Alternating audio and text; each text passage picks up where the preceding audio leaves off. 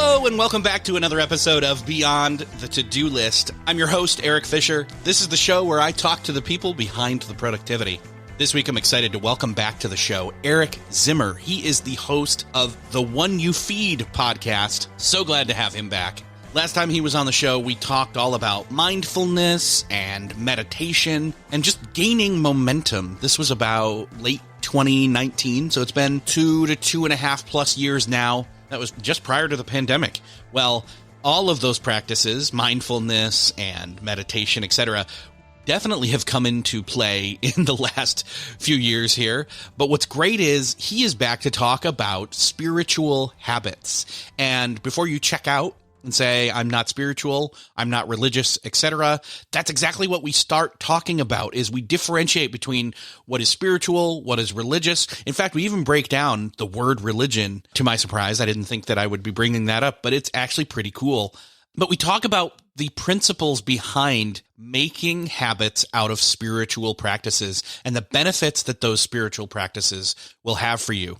And you may be thinking, well, I don't do any spiritual practices, but you do, or you're at least aware of some of them in terms of journaling and meditation. And there are others, but those are some of the ones that, again, probably jump out at you as maybe ones that you'd be familiar with in the realm of productivity.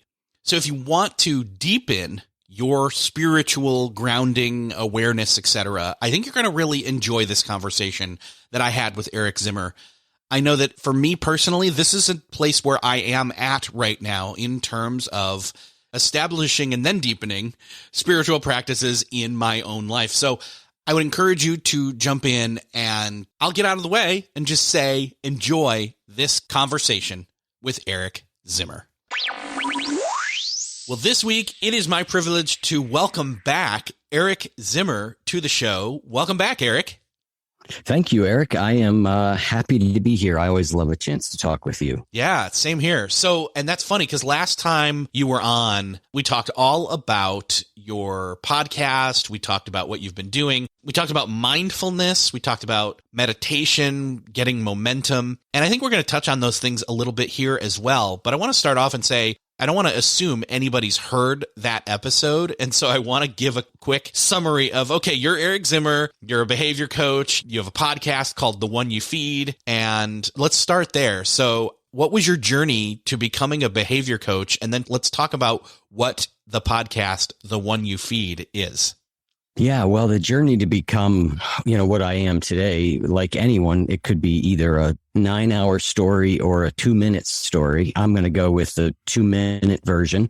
Essentially, some of the defining moments for me were heroin addict, homeless at the age of 24, looking at going to jail for a long time, getting sober at that point, which sort of really launched me into a journey on how do people change? How do I change? How do you make big change? How do you sustain change? So it was a very personal question for me for a long time. But as part of recovery, I recovered in 12-step programs. There was a lot of time spent helping other people. We talk about sponsorship in those programs. So I sponsored people for years and years and years.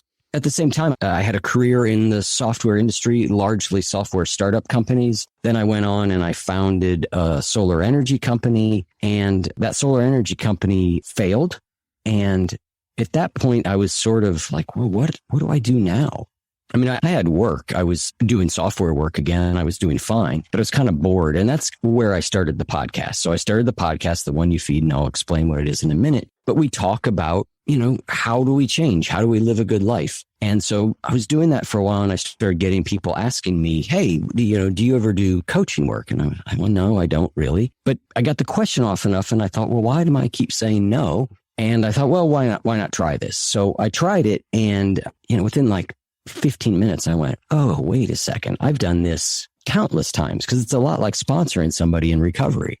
I've done this hundreds of times for so many people over the years. So it felt natural right away. And so then that led to behavior coaching, which then led to being trained to be an interfaith spiritual director, to creating the spiritual habits program that we now have. And that's the 2-minute version. Awesome. Okay, so then The One You Feed, the title obviously alludes to something, and the summary there is pretty simple too as well, right? Yeah, it is. It's not about food. Well, it's maybe about animal food in some way. Maybe. Yeah. It's based on an old parable. There's two wolves inside of us that are always at battle. You know, which one wins? The one that you feed. So it's based on that parable. So I open every episode by asking my guests kind of what that parable means to them. You know, kind of looking at it from different angles. Although on one hand, the thing that makes something a parable is that you immediately hear it and go, oh yeah, all right, that resonates. So yeah. And the thing is that, you know, and then we got into this, you know, talking about, well, when it comes to productivity, the things that you focus on are the things that you will get done, or the things that you spend your time on are the things that you will be about. And that is very much in line with feeding which wolf inside of you. That's right. That's right. Ultimately, I think at its base, the parable it talks about choice. It says our actions and our thoughts matter. Yes. They matter to what type of life we have. Mm-hmm. And there's a lot of different places we can go in terms of how you focus on things, deciding which things you're going to focus on, and all of that. But I think the thing that I really want to jump in here and drill down in basically for the rest of our time is, and again, we alluded to this and we talked about it some, one of the spiritual practices, though not always a specifically spiritual practice, we talked about last time, which was meditation. And we can dive in on that a little bit here, but I want to get a little bit more clarity on, you talk about spiritual habits. And there are some people that when they hear the word spiritual, they start to think woo-woo. They start to think, check your head at the door and go with your emotions only. And others who have been burned by maybe certain religious groups in the past, and they don't want to get involved with anything like that. And I think what you would say is, and I think that a lot of people out there would agree, that regardless of which religious and or spiritual beliefs that you may hold, there are removed from that, though not necessarily specifically, and should be removed from that and can be quite helpful. There are spiritual habits that are a best practice to be involved in or practicing, again, regardless of whichever maybe belief system you've held on to or been part of. Yeah, I would agree with everything you said there. The term spiritual is questionable, right? Yes. And I've often thought, should I change that? Should I jettison that? Should I call it something like wisdom habits or philosophical habits? Or, you know, I'm not sure, right? But the basics of the spiritual habits program is, I'm calling them spiritual principles, but they show up in so many different philosophical traditions as well. They're basic things that I think all of us would, if I said them to you, I'll give you an example of one, right? One is about acceptance, right? And putting our attention on the things we can change, not the things we can't change, right? I don't think there's anybody who would disagree with that, right? It's a foundational principle, you know, shows up in lots of different places, spirituality, religion. You know, the Stoics talked about it. So it's basic foundational principle, right? And so spiritual habits has some of those in them. But the question that I'm trying to solve in spiritual habits is, okay, we can hear that. We can agree with that. We can be inspired by that. But how do we actually live that way? How do we actually translate what we believe in or what we think is a better way to live into the way we actually live? And so what I'm trying to do is take the sort of things that behavior change science teaches us about how to build a habit, like exercising, meditating, you know, practicing your guitar every day, whatever the thing is, and say, how could we apply that to taking wisdom, foundational, practical wisdom, and applying it to our life more effectively and more consistently? Mm-hmm. And I think this is the thing that maybe makes your approach unique here among many others, is you're taking those spiritual principles and then mixing it in, or applying, I should say, behavioral science to come up with the spiritual habits. Yeah, that's what I'm trying to do. Yep, that's what the program does. So I think the thing then that would maybe make sense is maybe to clue us in a little bit on those first two components a bit. You know, in other words, let's list off and dive in a little bit here on what spiritual principles you're talking about. And then let's pivot and go over to the behavioral science. Okay. Well, yeah, let's start with spiritual principles, because I think this is interesting. And your point about spirituality is right. People don't like that term. They tend to have one of two associations. Like you said, one is it's just woo-woo, like I'm, past life regressions and crystal healing and angels, right? Or it's, religion. It's the religion I was grown up in, and that was BS, and I hate it, right? To me, the word spiritual just connotates connection to what matters most to us. So that's the sense in which I'm using that word. It's about thinking about what matters most to me and how do I connect to that. Mm.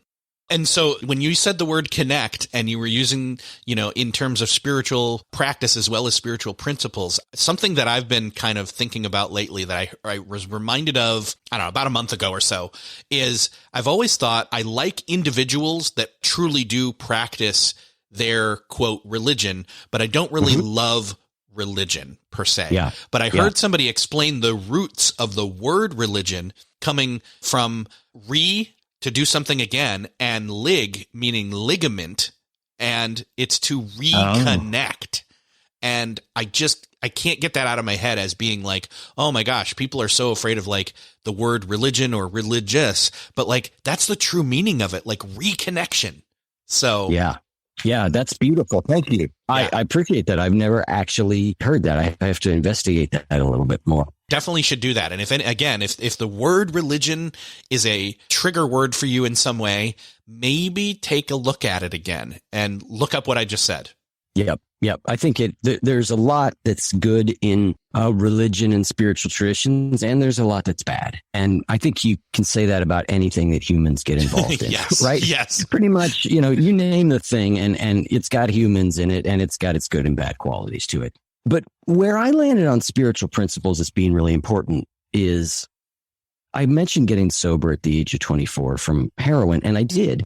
And I stayed sober about 8 years. And then I went out and I started drinking again and smoking marijuana and doing a couple different things. I never went back to heroin, but the same thing happened. It got bad enough. I didn't end up homeless, but it got bad enough that I had to quit again. And so I went back to AA, where I'd gotten sober the first time. And AA is a 12-step program, and 12-step programs talk a lot about God. They say, you need a higher power. You need to turn your will and your life over to the care of God as you understand him. And so those terms are difficult. And the first time I came in, this is 1994 in Columbus, Ohio.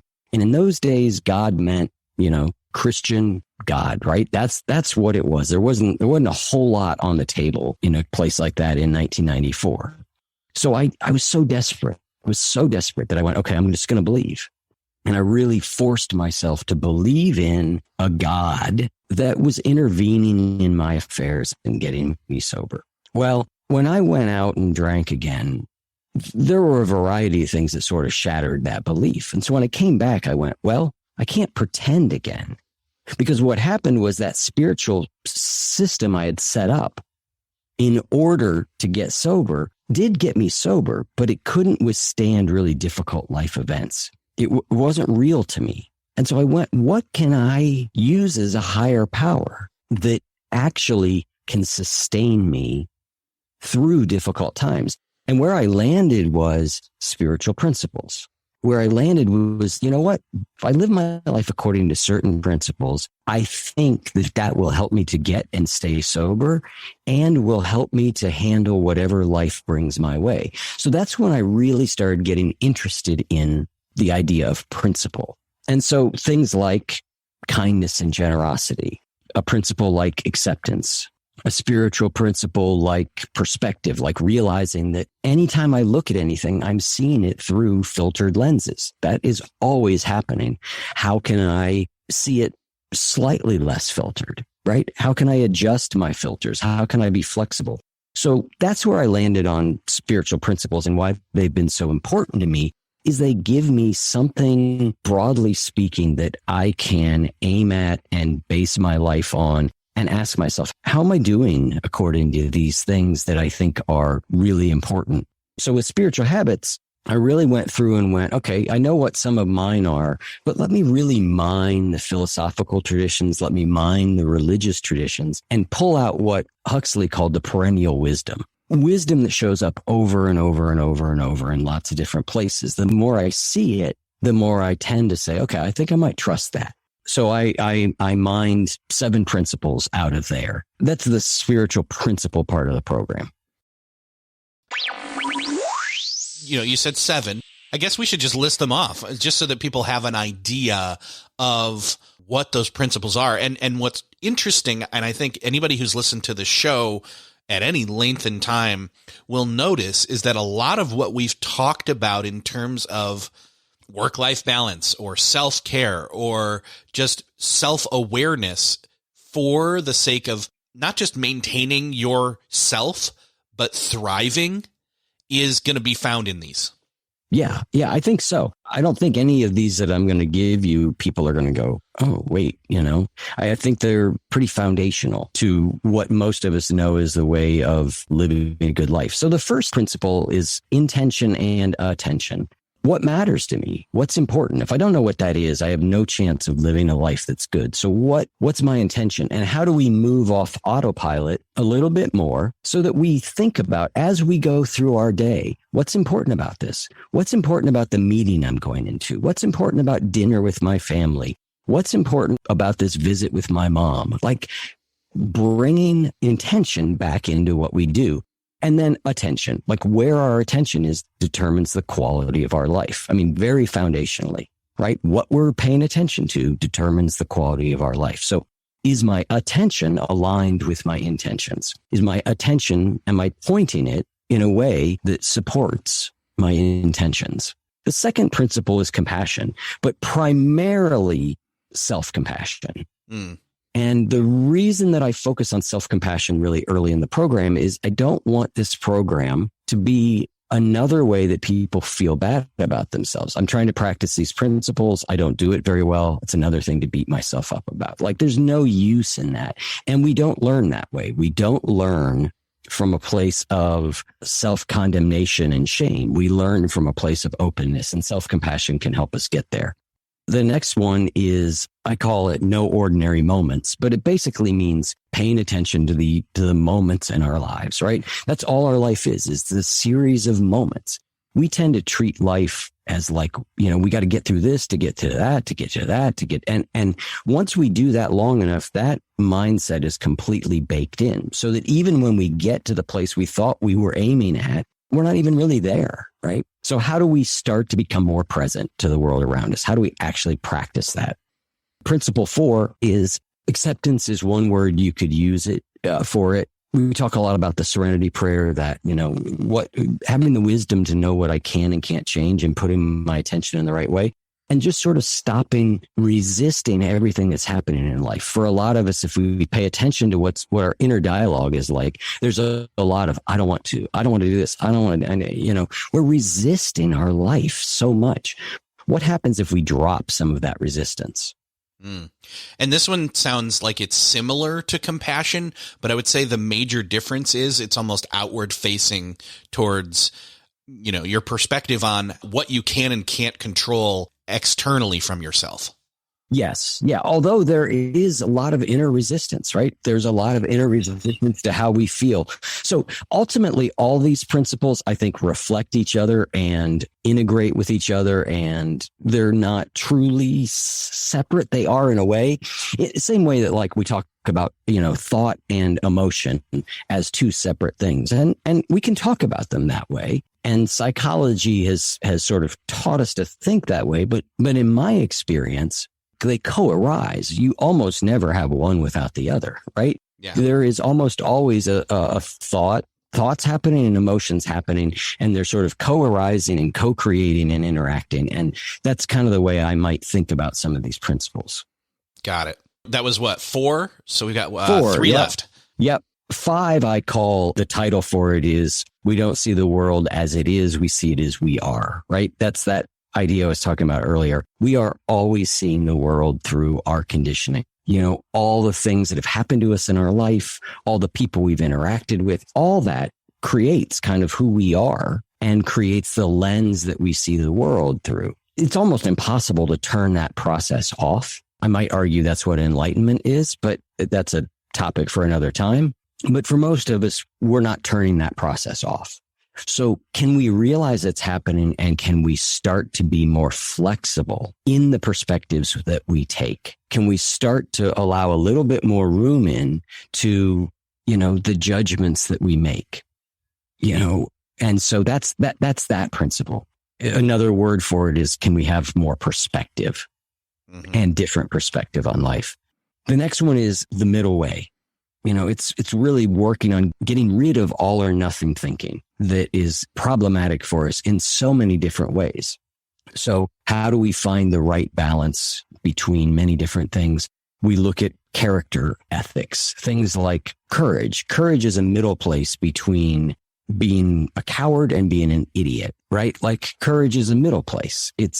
And all sort of traits that we talk about, virtues or sins or whatever words you want to use. I don't love either of those words. They just came to my mind, but are at the extremes. So how do we find a middle place that really works for us? How do we find the right balance between optimism and pessimism? Is the world a good place or is it a terrible place? I don't know, right?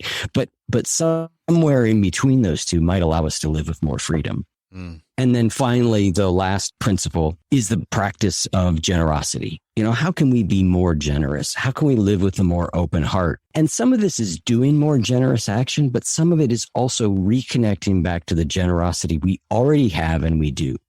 So if you're a parent, connecting back to the generosity and the love that you're giving to your children. And when we connect back to it, it gives the actions we're going through each day more meaning. So that's that living from an open heart place. Those are the principles. Perfect. So then obviously the other side of it is the behavioral science. And so what specifically about behavioral science? I mean, if we were to just go with, we've talked about habits on this show before. If we were just going to say, here's how you make the best habits, that's one thing. I think you're applying more than just how to, wear the groove of a habit into existence, right? Yes, but I'm using principles that we would use to build a habit. Yes. And so when I give people a spiritual habit, there are two types of them. One is what I would call formal practice. And it's where you take time away to sit down and meditate. Or maybe it's journaling and reflecting on questions of meaning. Or maybe for you, it's yoga. These are what I would call formal practice. We take time aside and we do those. And a lot of people struggle to get that going consistently. Right? Meditation is one of those things you constantly hear people, and I was this way for years, start, stop, start, stop. So one of the things we're working to do is to get people a foundational time. I like to call it sort of just a contemplative practice space into their life that they do consistently. So that is a habit we're trying to build in a very conventional sense of building a habit. From there, though, we have what I call on-the-spot practices. And on-the-spot practices just are things that you do as you go through your life. You don't take time aside necessarily to do them. You do them as you're going through your life. Now, this is the trickier part. Because what happens for a lot of us, even with the best of intentions, let's say we get up and we read a book that inspires us and we meditate for 20 minutes. We know what's important and the kind of person we want to be that day. And then the day starts and we just get zipped away and don't think about any of those things until that night or maybe the next morning when we do it again.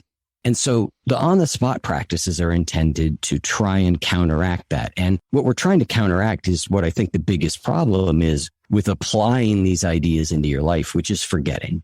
We simply forget. We get busy. We're going, a situation happens. We react in the way we normally react because we forget.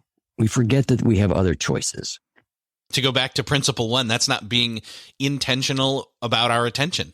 That's right. That's right. So the thing that I've done in the program that I think makes it unique and special is we use the behavior science around triggers in ways to insert moments into our life. I like to call them still points that allow us to reconnect back to whatever we are working on, whatever principle we're trying to develop more of.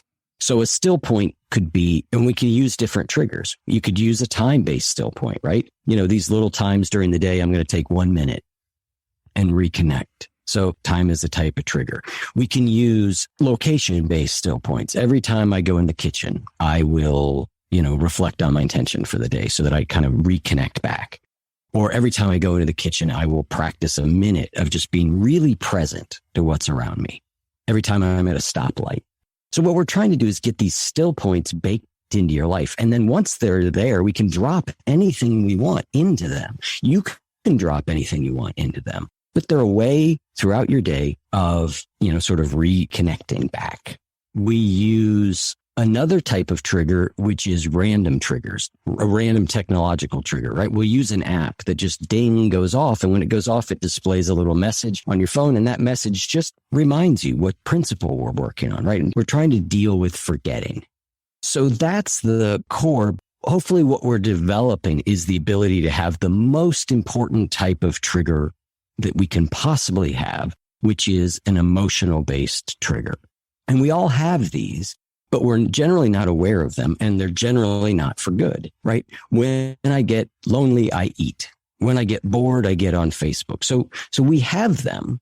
They're just, we don't know we have them. So what we want to develop are emotional based triggers that say, when I get stressed, I will do X. When I find myself angry and wanting to snap at the kids, I will do Y. So this is about developing an internal awareness. And this is hard to do. This is the hard work, but it's the work that becomes most valuable in really transforming who you are, because it breaks us out of those habitual patterns of reaction. And when we are most stressed is the time we most revert to whatever our base habits are. I start to get a little bit stressed and I snap at my children.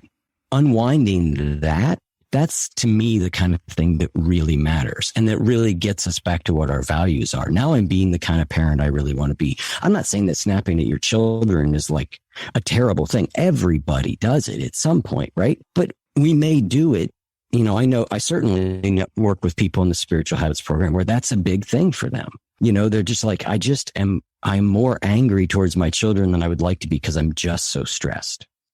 So how do we start to unwind that? That gets us back to when we talk about spiritual meaning, connecting with what matters most to us, right?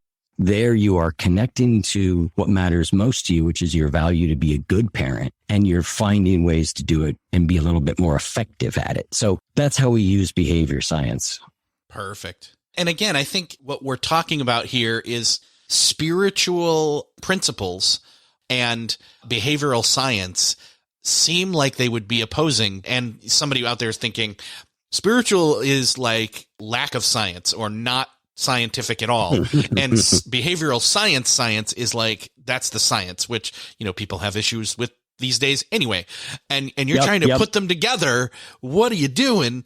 But in fact, spiritual principles and practices for that matter are in a sense related. In other words, I always think of habits and I think of, making habits out of the things that are spiritual principles that do the heavy lifting in your life when it's done brick by brick over time. Exactly. I mean, what's the point of building habits or being productive, right? The point of all of it is to live what, to us is a good or successful life. And so to me, it's sort of recognizing, okay, what does that mean to you? And, these principles that I talked about may not resonate. You may hear them and just be like, not interested, right? But for a lot of people, these are the ways they're trying to live this way. They believe these things. They just can't quite figure out, how to apply it more consistently in their life. Mm-hmm. And, knowing that my life might be better if I was present to more moments of it and believing that, knowing and believing that is kind of, it's nice, but it's kind of useless, right? It's the practice of it that actually matters, right? It's like, okay, I actually am now more present to the moments of my life. Okay, that's worth having. Yes, because again, that is, just to go into a nutshell moment here, because we've talked about being present in past episodes of this show, that to me is part of being intentional about my attention, being aware of where I am, being in that moment versus somewhere else jumped through, a black mirror screen in my palm of my hand. Yeah, absolutely. 100%. So, and I think people can get that. Like again, you even talked about it where I think it was funny. You actually said, an external technological trigger in the form of a notification. And most people are like, oh no, notifications, they're bad when it comes to productivity. No, notifications are for notifying you of a thing. It's just when you have control over it, they can be good. And when you don't have control over it, or you've advocated control, even worse.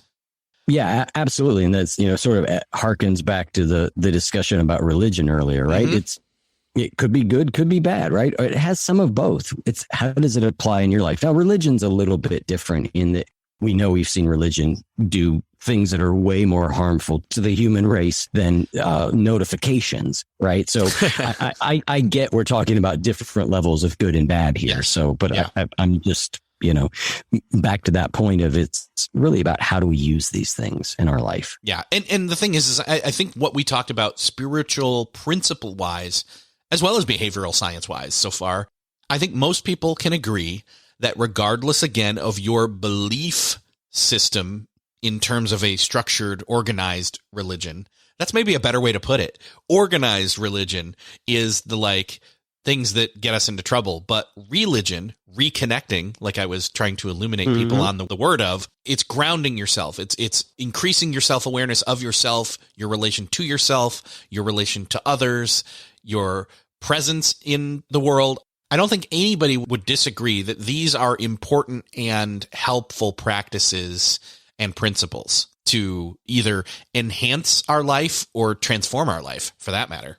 Yeah, absolutely. And I think more and more people, if you look at surveys of people, more and more Americans identify as spiritual but not religious. So there is some resonance with this term with more and more people. But like we said, I debate often, should I change the name of it?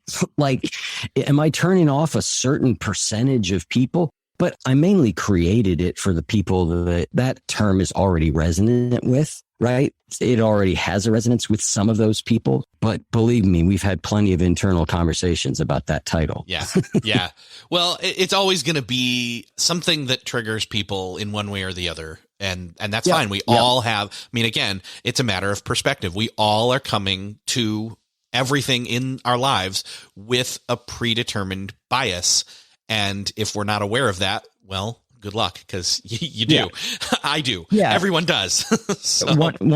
That's the principle on perspective, right? We all have biases, but the program is, really created for people who already buy into some of these ideas, but they're not applying it. They're like, yeah, I believe these things. I know these things, but it's not actually changing my life. I think it could if I lived more that way, but it's not. And so the program is designed for those people, not designed to convince anybody that any of these principles are the way you should live your life.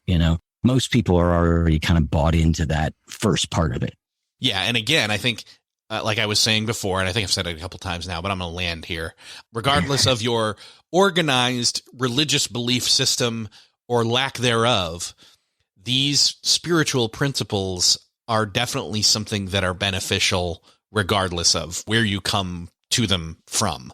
Yeah, I would 100% agree. I think it's a little bit like meditation. Meditation, as it's being practiced, was pulled out of a specific religious tradition. Basically, you could argue it. Most people would say it came out of Buddhism. You might argue in some ways that some of it was present in Hinduism before that. But anyway, the point is we pulled a tool out of there that lots of people find useful, whether they are Buddhist, Hindu, Christian, none of the above, a militant atheist, a humanist, whatever they are, they find, this is a useful practice. This is a useful tool. So yeah, this program has nothing to do with your core religious or spiritual beliefs. I would say more, the way I refer to them is more your metaphysical beliefs, right? Your metaphysical beliefs are about, is there a God? Is there not a God? Is there a life after death? Do people get reincarnated? All these sort of things, which I think are interesting questions, but not the sort of thing that my work orients around at all.